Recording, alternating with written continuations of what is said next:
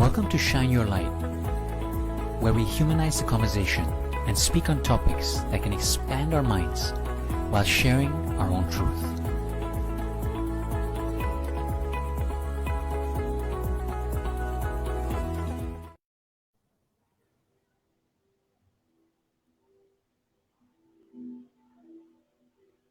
Hi guys, how you doing? So tell me something, are you parents out there?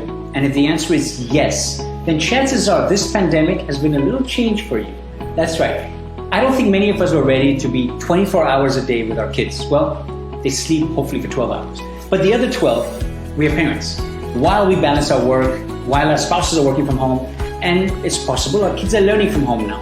And then in the middle of that entire day, planning activities, keeping things fun, and making sure we keep our cool is not as easy as it looks, right? So today's conversation, I've invited conscious coaches Noor, Azadeh, and Nisha to speak about tips on parenting during this pandemic. That's right. So I hope that all of you join us today and you share your tips while we share ours. And we figure out better ways of doing this right. I don't know what's right, I don't know what's wrong, but what I do know is we need to have this conversation. So join us live now. All right. So, we have two of my favorite people, and I always start the show saying that, right? But it's true. Everybody who's on the show, I love them, and I'm so happy to have them here, right? So we're talking about something that's so personal. I have Azadeh on my left at the screen. So Azadeh, welcome. And I have obviously Nisha on my right, and 2 out of 3. So 2 of us are parents. So Azadeh is a parent, I'm a parent, and Nisha, you work with a lot of parents, right? So we've been in a space in our life. Look, as parents, it's a joy for us to spend time with our kids, to do all these amazing things and bond with them. And then, the pandemic came across, and suddenly we saw that, many of our kids had to work, study from home, and, we were working from home, right? And we're trying to balance and create a balance. And suddenly I realized that, it's a lot more different than it was, right? Because before, and as you're nodding your head, but you know what I mean? Like before, they go to school, I go to work, Arti has the house back, she's doing her things, right? Everyone's got their space. Then the kids come home and they've got the schedule. Suddenly, it's like they're home. And, now and then they're jumping in the TV, they got the iPod out, the iPad. I start realizing, wow, this is a different dynamic as a parent. This is something that we were not ready for.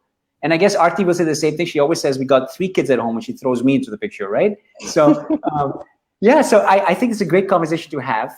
And so let's talk about how we've adapted to this new scenario that we say parenting of, it's always been a full-time job, but this time it's more hands-on than we've ever had it before. Azadeh, what do you think?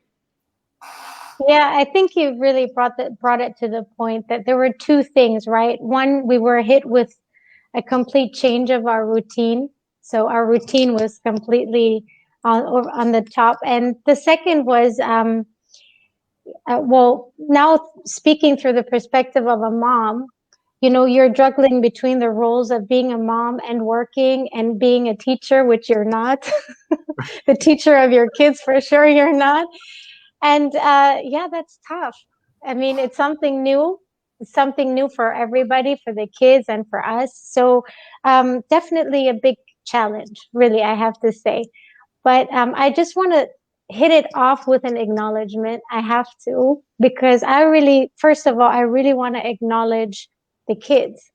Yes. Such big change, and they just somehow, let's say they slipped into it and they somehow went with it. But who would have thought 1 year ago that they would be only seeing people with masks, working from home and living life like this. So I'm really amazed by their flexibility. I'm amazed by their ability to adapt. And although I have to say, I have 2 children, each has their own pace of adapting. One of them does not do well with homeschooling at all. The other one does better. So I'm not saying it was easy, but I want to acknowledge them for just, taking it and going with it. I love that. And what I'm hearing you say, you use the word adapt, and I love it, Azadeh. And I want to say that, kids are so much more resilient right? They can bounce back. And I love what you started with. Nisha, isn't it true?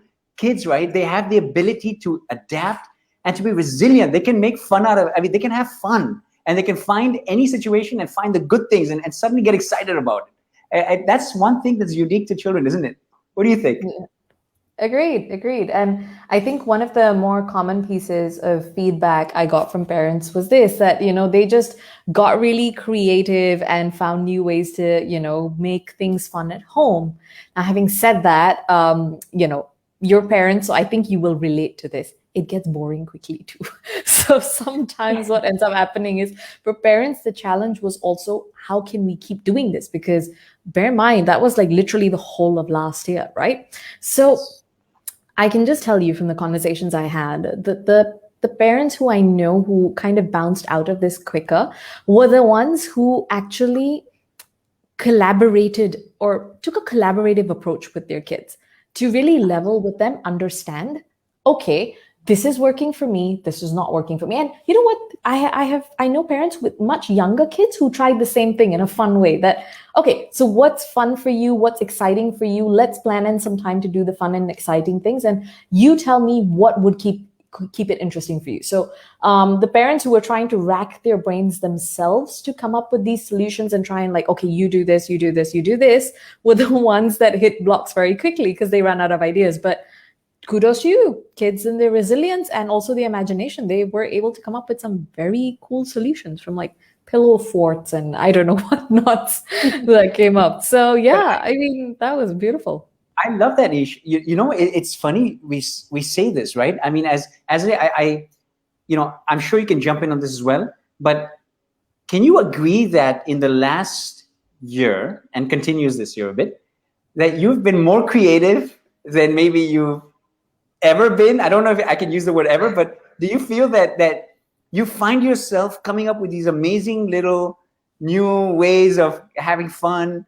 We had an exciting discussion the other day, and we think, okay, we can do camping in the garden. We come up with different ways to entertain them, and yet in between all the entertainment and fun, find ways to educate them too. So they can learn while they're having fun.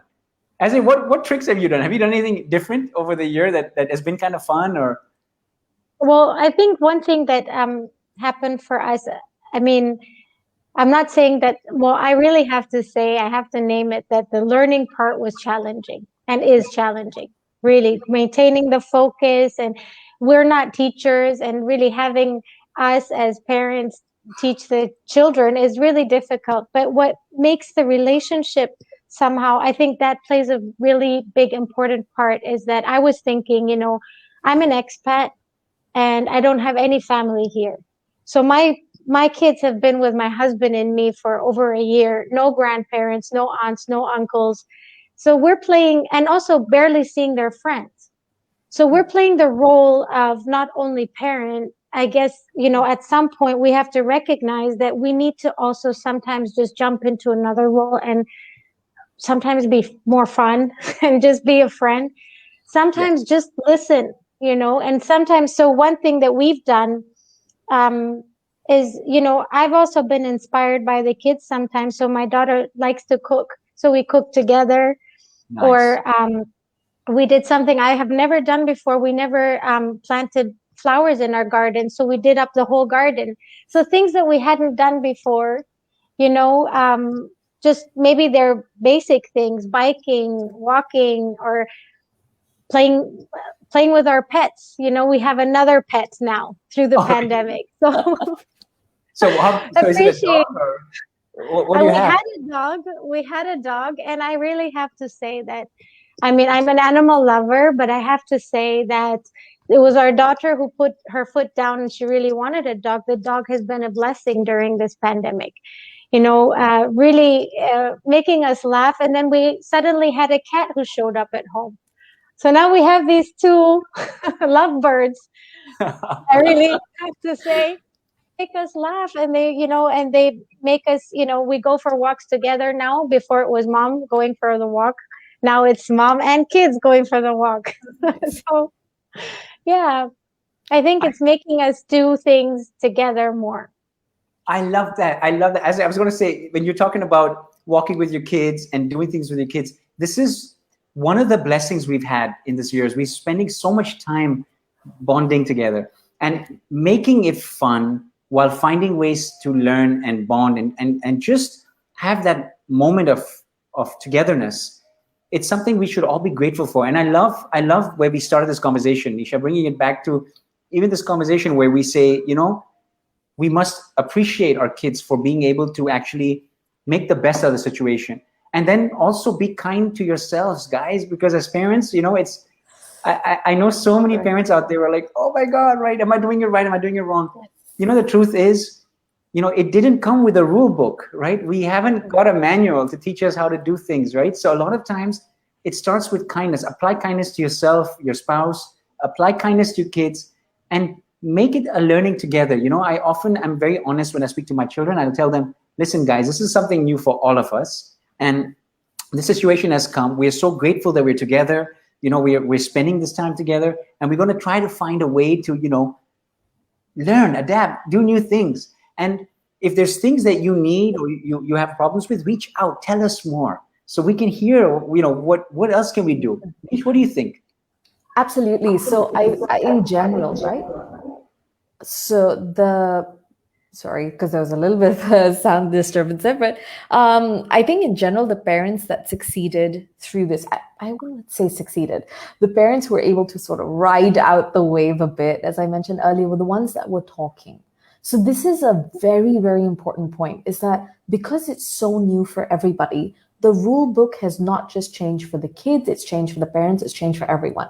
Now, the problem with the rule book changing is if you don't talk about the rules that have changed, then you're only constantly, so that what's happening is the kids are trying to guess the parents' new rule book, the parents are trying to guess the kids' new rule book. Instead of playing the guessing game, the ones that, okay, so I understand that it will require a little bit of guesswork with younger kids, but even with younger kids, they're able to basically still able to tell you what's okay, what's good, what's not good, in even their own simple ways. So the parents who I know who took a little bit more of that initiative to open up the dialogue and say, hey, the rules have changed. So what are the new rules? Let's figure it out together. Were the ones who were able to kind of ride through this a bit more smoothly than parents who were just, you know, struggling within themselves, obviously with all the changes, and then struggling with what the kids were facing. So that was another takeaway. I'm very glad that you brought this up, Raj, because it's a good point to chat. I wanted to ask both of you, did you, through this pandemic, find yourself having conversations with your kids that you may have not had if the pandemic hadn't happened? Just curious, did you have any, I mean, it may be not like a very out there conversation. Maybe it could just be the types of conversations or the types of chats that you were having with your kids. It could be subtle things as well. But did you notice any difference in what you were saying to your kids and what your kids were saying to you? Azadeh, you want to take that first? Yeah, I do actually, because I really have to say that it was challenging in the midst of it. And there was a lot of coming together and figuring out, where are we at? So really, what is happening for you? Where are you at? And really just both sides being able to express, you know, even a state of not being okay, being able to express wherever we are so that we can, you know, I kind of see it as we don't want to like sweep things under the rug, you know, because it is tough. You know, it's not like, it would be weird if all of these changes happened and we acted like everything didn't happen, right?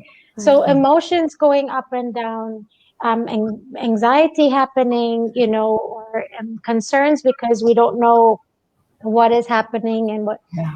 And I really think that they're talking a lot amongst each other and just seeing where we at, you know, and allowing for each to express.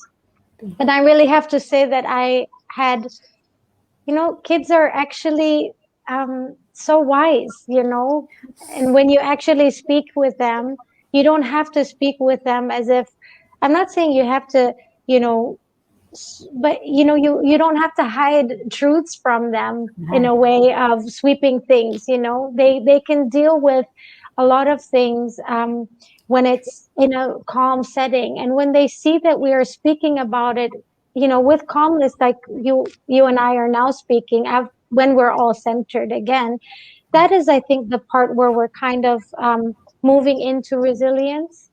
Yes, Because exactly. we're not always gathered, we're not always centered, but when we manage to, connect with one another, and then at that point we manage to just see where are we and find back together again, that is where we're working towards resilience together. I I really love that point, Azadeh, and I want to add something. Yesterday, so today we were supposed to have Noor join us as well, and unfortunately she can't make it. Right? She Yeah. had something come up, but she made a great point to this, and I want to just acknowledge that. Yes. So I don't know if you remember Noor saying this, but she said, managing your emotions by naming the emotion, right? So that you can actually start to name it, so you can acknowledge that you're experiencing what you're experiencing. It's a very powerful, a tool to use so that you can actually make it real, make it real. And I know, Nisha, you're going to love this one. So I'm going to let you jump in a second, but I'll bring a second point because I love this question you asked. So I experienced something, and I'm sure there's a lot of parents out there, and I'm quickly going to say hi to Shiva because I see Shiva sent us a message. But, they're like, maybe as you've experienced this too, one of the conversations I've had, Nisha, that has been repeatedly is, my kids are used to coming back from school, putting the TV on and being on the gadgets, right? And now suddenly, since they're home, it's a comfort zone for them, right? So it's like, okay, it's school, I need to study. At home, I can have it a little easier, right? So I've been trying to encourage them to read more because I thought reading is fun. I was trying to make reading fun, okay? So I look at the like topics they love, okay, Nisha? So both my kids love sports, and Raul's 8, and he's really into football. And so I got this book on Messi, and I love it, right? Now, okay, Raul, read it. Nice. But you won't believe it. Like, he will watch a documentary on something like this, and he will just watch it, and he remember facts. He's really good at facts. But as today, tell him to read 2 chapters, and he feels like I'm punishing him. He's like, why? I'm like, you like it, read it, It was so funny. I was like, it's a book. You read a book. But it just feels like, as a parent, you want them to also use this time, to enjoy these other things. Like, learning can be fun. Yeah. Okay, I don't know. It's a little noisy, so sorry. I don't know if it's the mic. No, But you're good. Carry on. But you hear what I'm saying? I'm saying that sometimes as parents, we're trying to find that balance. So the conversations revolve around that balance. Does that make sense? Yeah, so you bring up a good point. So we, like, say for example with Raul, what you're facing is very common to the generation you're now dealing with, because tech and gadgets are part of their. It's almost like a norm. We didn't see gadgets until, well, a little later in life, coming up with it. So we were a part of those generations that saw both ends of the spectrum. But the kids nowadays, gadgets are a thing for them. So just a thing, like, if you want to get them back into the books, ask them to pick a book. I mean, if they really want to learn, and learning through tech is their way, then explore books in a fun way. I don't know, maybe he'll like something else. Ask him to say, okay, you pick a topic, pick a book, see what's happening for them. But the point that you do bring up is important, because at the same time, juggling the fact that they also have to learn with the fact that they need to have that downtime. Raj, I will circle this back to the naming the emotions point and bring it back to kids in this way. It is a very good practice to get kids to start expressing what they're feeling, naming that feeling, and as parents then holding the space for that. Because when you do that, what ends up happening is tech and the technology and the gadgets that they use, right, is not just their distraction. For kids, a lot of them, it's also their way to soothe and regulate themselves. So when you deal with the emotional challenges that they're facing, their need, almost like, I'm doing it this way because it's really a need. It's almost like a compulsion for them to have the gadget, because that's what helps them to regulate themselves. If you activate conversations or whatever, that dialogue, whether it's naming the emotions, if you introduce healthy emotional regulation practices outside of what they're normally used to, it helps them regulate. Then the dependency chain on technology lessens, and then you can introduce new things into the picture. I like that. Okay, so if I got you right, you understand that technology is there their safe place, is what I'm hearing you say. And you find ways that you can actually have that and throw in some of the things that Azadeh and me are trying to get our kids to do, right? So that they can And the mid piece to that is by very specifically the point that I think Noor mentioned is finding creative ways to help kids either express themselves or help them to learn to regulate their emotions in healthier ways apart from the technology, so that they're not dependent on that to be able to regulate themselves. So I think that's one thing to consider. Then parents are happy, kids are happy. It's a nice middle ground. So I love that. And I'm going to now turn the question to something different. So we've spoken about parents now going through this, this new way of parenting, right? What else would be something that parents should watch out for? Or what are other tips we can give parents? I mean, look, I know we have some people on Facebook. If you have any questions, throw it our way. Or if you have any amazing tips that you've been doing, please share with us, because I love conversations like this, because you never know where the great idea comes from, right? And then we can all apply it and see how that works for us. But what else do you guys see that you've, in your last year that has popped up for you? Any aha moments that you'll say, yeah, this is an aha moment that, suddenly I never noticed this before, but now it's come to my attention a lot more. Is there anything that pops up to you? Any aha moments? Yeah, I was just reflecting on what you just mentioned, because I guess we all have these examples of things that we would like our children to do. Yeah. And then, I caught myself observing myself a few times when I'm trying to convince them to do something that I think would be more healthy for them to do or better for them. And it seems like, they're again also being able to step out of my need to push through what I want to, and to really see what is it that they want to do that they find joy in, so is it really, am I really the one thinking that this is the best thing for them to be able to do? But what other alternatives could be present, So one thing is that we decided to ask them, okay, so what are some activities that you want to try? So pick any three, but you have to do some activity. So what is it that you will try and you will commit to? So really kind of throwing the ball to them so that they can find, because one thing that keeps us all going, and this is something that I learned for myself, we need to fill our cups. And this is the part of being kind to ourselves. Right. We need to recognize that this time is a strenuous time. It's taking parts of us, in every sense. So we need to find time to and ways to fill our cup.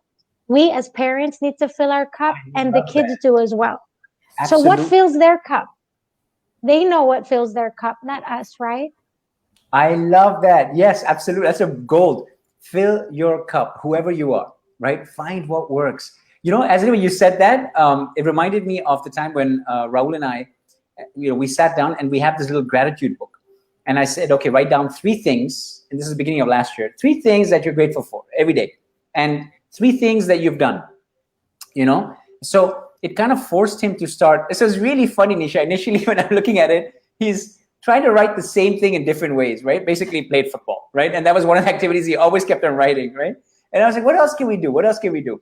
But I love that, because we think about it for every kid and for every parent, there's some things that you go back to that make you feel comfortable, and it fills your cup as a day, and when you have that, if you have that moment in the day to do it, it makes you feel good.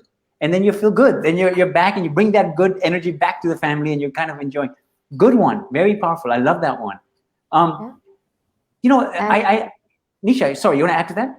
Oh, yeah, actually, I was just about to jump off Azadeh's point, because we were having this slight chat, remember, I think just before we came on live, and it was her point in and of itself that I want to link it back to, which is about connection. So when she mentioned earlier was about connecting and reconnecting with your kids, this is one way to do it. And then the second one was in regards to being kind to yourself.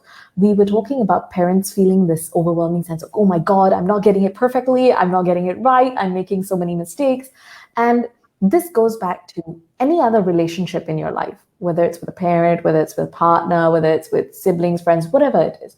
When you make a mistake, what do? You basically say, I'm sorry, how can we fix this, or how can we move on from this? Applying the same thing to your relationship with your children is very powerful, because then what you're doing is that you're approaching it with a lot of self-kindness, saying that, okay, I don't have all the answers. As kids, you are not going to have all the answers. So if we make mistakes along the way, let's not let's allow for some kindness, and let's allow ourselves to be able to make that mistake, learn from it, acknowledge it, learn from it, and then try something different. This way, you're being kind to yourself, and you're also, by doing that, modeling it for your kids so that they can do that for themselves too.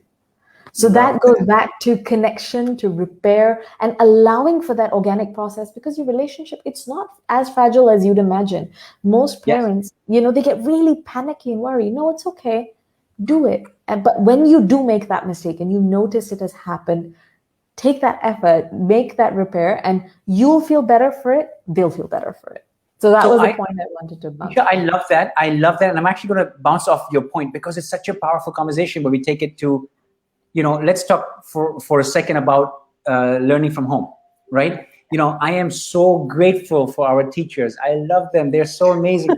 They do such an amazing, amazing job. And my best friends are teachers. I know how much they put in.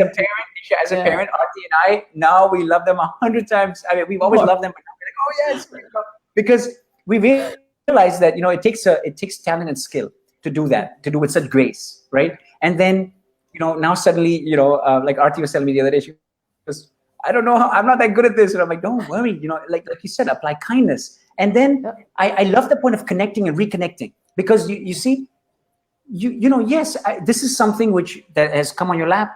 You're doing the best that you can with it, and the kid knows that. The good thing about kids is they understand. They understand that okay, mom is going to help me with this. But when you bring them into this conversation and you make them understand that okay, it's homeschooling, something different. Okay, let's try it. What are you learning? And you do it, apply it with kindness. You do connect with the kid and let them understand that okay, look, daddy's not the best with this. All right, like I mean, the funniest thing is. There's, as they get older, look, thank God my kids are young, so I got this, right? Right? They get older and they start getting into the difficult subjects, we're going to be in real trouble, right? So I laugh about that, but I tell Aarti, I'm like, the thing is that we just have to acknowledge that it's a situation that we are all doing the best that we can. And this is where I always say this, girls, it's coming out of my mouth, so I'm going to say it, is bring love to the table. Be loving. Allow everything to come from that space, because ultimately, we are doing the best that we all can. Exactly. And it's okay. It's okay. Meet them where they're at. Meet yourself where you're at. Isn't that powerful? When you can do it that way, it can be more forgiving. Yeah. How does that land for you guys? I think I really need to, build on that as well. So for me, like two learnings that I take from that is that, there are times where you would like to have it all together and be that role model for your kids, and you're not. And they're even being able to, first of all, through that connection, I think us even being able to say sorry, apologize to our kids, and say, here I did not step up. This is not the way it should have been. And then reconnecting and trying to find that way back through love. But again, also love for ourselves, not beating ourselves up. And this part is really a journey for me personally, getting my hands around that, because it was really new for me when I was trying to understand what is this whole self-compassion about? Is it about me, or is it about, but really it's so important, because we're not only teaching, we're not only showing that to ourselves, but we're actually role models in everything that we do, so that our children are feeling that way for themselves as well, that they're carrying that self-love for themselves. And the second thing I wanted to say is that love is such an amazing, powerful source that has amazing effects. It can heal, it can cause resilience, it can make us creative. So, I had a challenging year because my son went through some health challenges last year. And I really have to say that is the one thing that kept us going, because as parents, you know, if there is something that's happening and challenging, we have to, you know, take it, you know, with I don't want to say we have to carry it with resilience, and we do that when we are bringing love into it, when we're just expressing love and being vulnerable, being where we are, and just holding that space for one another. And then we're amazed by the love that we receive from the kids. And for me, I just say parenting is it's a process, right?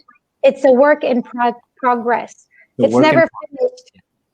It's never finished. You're never done. We're always learning, and our kids are growing every year. They're different from, you know, so it's a work in progress. And I love what you said, Reggie, we're doing the best we can.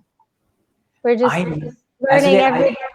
Absolutely. You know, what I love about this conversation is that, you know, a lot of people everyone has their own way, and they're coping, they're adapting, and, you know, bless you all, because we all have, you know, we're all doing this the best that we can, and we can do better. We can keep on growing. We can, as we do this more, we get better at it, and we'll figure it out. That's a good thing. And you know, Azadeh, I know the challenges you've gone through, and bless you, you know, bless your little one. I know he's bouncing back, and that's great to hear.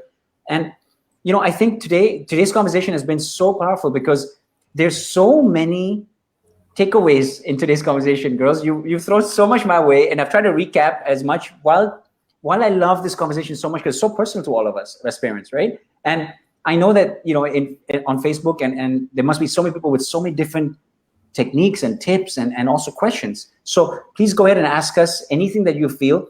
Keep in mind that it's only a perspective, and you may have a better perspective. Someone else might have an even better perspective.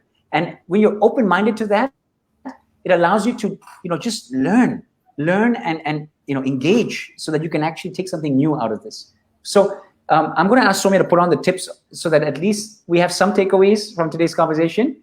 But Nisha, while she does that, I want to ask you a question. You know, there is times when you feel that you can do better, right? And that pushes you a little harder, right? So sometimes as a parent, you feel, I should do better with this, or no, yes, they're watching too much TV, or you know, like there's always that. You know how you spoke about self-regulation earlier? Yeah. How, as a parent, I can understand that, you know, you want to manage it the best that you can. But how about that aspect of self-regulation, or when you talk about, you know, trying to be too perfect? How do you deal with that? What can we do as a parent to go, okay, do we pace this? How do we do it? Is there a way you can help us with that? So I think a very simple way of looking at it is, firstly, it's about aligning expectations. And I think if you want to learn to regulate yourself, then it's around first managing your own expectations. We park the kids for a second. It's about your own expectations. So the first thing I say about expectations is just do a quick check. Firstly, what are the expectations you have? If it's of yourself and if it's of your kid. It's a good exercise to consciously become aware of those expectations, number one. Nice. Number two, actually reflect and assess. Are these realistic expectations? Just objectively, whether you like them to be realistic or not, no. Look in with a magnifying glass. Is this expectation realistic for now? And for example, suppose it isn't. Now, I always say, like, you know, if you're doing a very big high jump and I'm just going to try and like do this. You're high jumping here, you're here. If you're going to try and hit all the way, chances are you're not going to make it. So if my expectation is this thing, how can I bring it down a bit lower so that I can actually meet that level? So if it's a big chunk, I want my kids to be involved in multiple activities and try multiple things. Fantastic. It's good to have that expectation of yourself and for your kids. But is it realistic in this moment? And if it's not, okay, what's the one thing we can try first? What you're looking for, the answer to that is very simple. It's one tiny step in front of the other at a time. You're not going to be able to crack the whole thing at a go. This is the way to be kind to yourself, is really go one step at a time. And the second thing this ties back to is take a good look at the expectations. So I'll circle this back to this whole idea the rule book has changed. If the rule book has changed, really taking as a parent some time off to zoom out and really look at it. Look at my expectations, look at my understanding of this rule book, and see where my kids are at with respect to this. And then how you can break it down one step at a time to get it closer to where you want it to be.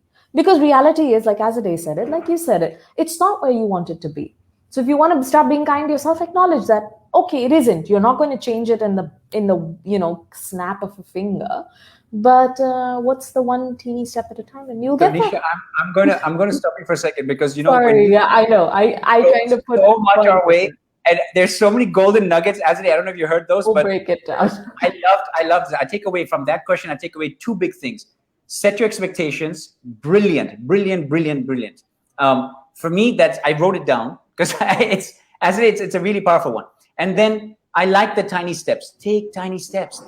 So I love it. So don't try to run this race. When you pace yourself, take tiny steps. It's not a sprint, it's a marathon. So pace yourself. Not a sprint, it's a marathon. You're on fire today, Nisha. Okay, so I'm going to quickly review. You guys have thrown so much our way. See if this lands with everyone, but be kind to yourself as a parent. I think we've spoken about that. Obviously, be kind to your kids, right? And then acknowledge the new situation, because it's a reality, and we need to understand that, hey, it's in front of us, right? So acknowledge it.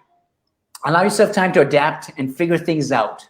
Guys, nothing is perfect, right? I mean, so we figured that out already. And the good thing about that is that, as long as we know that is the case, then we're always going to improve.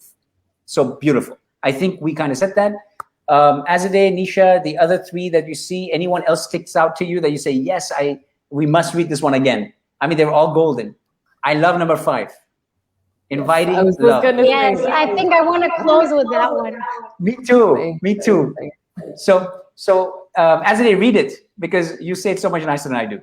Say it. Aww. I think I'm echoing. Okay, so I'll step back. Maybe it's my mic. So go for it. Is it better now? Yeah. Yeah. So inviting love consciously. Oh, Nisha, you might have to read it. I'm echoing. Sure, no worries. Thank I'm you. not sure if I am, but inviting love, consciously take the time to express your affection and affirmation. So this is really taking the time to consciously show up and inject love into the situation, because that is something that is just going to make things so much easier and smoother. The more you introduce it, the more you lessen the temperature overall and around, and the chances are that you will be able to bring more collaboration and more movement forward. So it's just one of my favorite takeaways that were on this list. And Rajiv, I know it's your icon line, inviting love. What's your add-on to this? And girls, look, it's been an amazing conversation. This conversation will never end, because the three of us, it's a topic that we love. Soumya, thank you for the takeaways. I think, we've written them down. But the good thing about this, the good thing about this conversation, to end today's discussion, I want to just re-emphasize one thing. Being a parent is a gift. It's a gift that we've all been given. It's something which I am grateful for every single day of my life. I think that I am a better person today because of my children. They've taught me so much, and I feel like I'm a student to them. I continue to learn how it is to be a better person, because I have people that look up to me and love me so much. They teach me love, and they show me that it's absolutely a joy to be a father. And I am absolutely grateful that we are given this opportunity. So whether it's parenting or adapting to parenting, I think that the most important thing is the intention that we set. So if we bring this with the love that we are, and we share that with our children, allow them to express the love that they are, then we'll adapt the way that things it'll fall into place. That's what I feel. So, just go out there and just be the person you're meant to be, and allow your kids to be the people they're meant to be, and do it with love. And I'm sure it'll fall into place. Girls, any final thoughts before we say bye? I think you closed so beautifully, Rajiv. Thank you so much for this awesome. Thank you all. And thank you to everyone at Facebook. We say bye to you. And I hope you join us again for the next episode of Shine. Bye. Bye, everyone.